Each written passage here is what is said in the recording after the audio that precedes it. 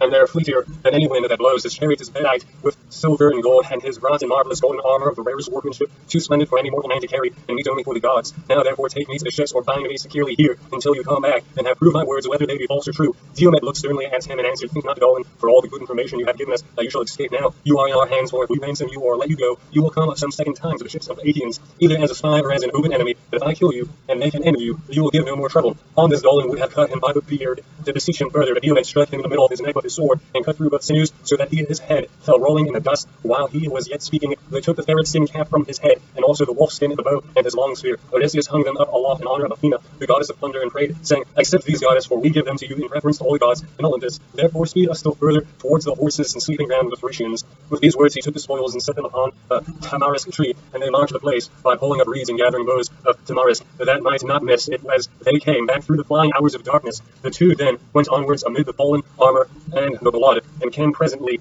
to the company of the Thracian soldiers, who were sleeping, tired out with their day's toil. Their goodly armor was lying on the ground beside them, all orderly in 3 rows, and each man had his yoke on his horses beside him. Rhasus was sleeping in the middle, and hard by him his horses were made fast to the topmost rim of his chariot. Odysseus from some way off saw him and said, This is Diomed, is this some man? And these are the horses about which Golan, whom we killed, told us. Do your very utmost daily, not about your armor. Loose the horses at once, or else kill the men yourself, while I see to the horses. Thereon Athena put courage into the heart of Diomed, and he smote them right and left. They made a hideous groaning as they were being hacked about, and the earth was red with their blood, as a lion springs furiously upon a flock of sheep or goats when he finds them without their shepherd. So did Timotheus set upon the Thracian soldiers till he had killed 12. As he killed them, Odysseus came and drew them aside by their feet, one by one, and that the horses might go forward freely, without being frightened, as they passed over the dead bodies, for they were not yet used to them. When the Timotheus came to the king, he killed him too, which made it 13, as he was breathing hard, for by the counsel of Athena an evil dream, the seed of Oeneus hovered that night over his head. Meanwhile Odysseus untied the horses, made them fast one to another, and drove them off, striking them with his bow, for he had forgotten to take whip from the chariot. Then he whistled as a sign to Diomed.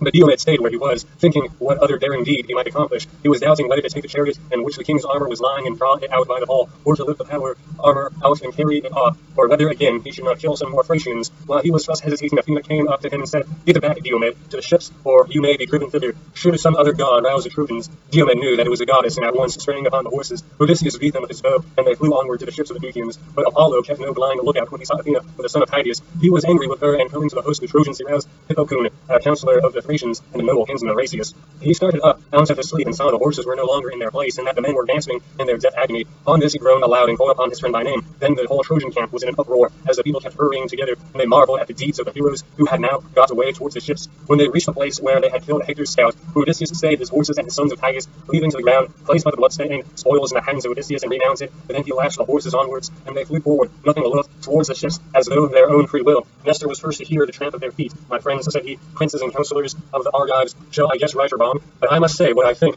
There is a sound in my ears as of the tramp of horses. I hope it may be Diomed and Odysseus driving in horses from the Trojans, but I much fear that the bravest of the Argives may have come to some harm in their hands. He had hardly done speaking when the two men came and dismounted, whereon the others shook hands right gladly with them, and congratulated them. Nestor, knight of Greene, was first to question them.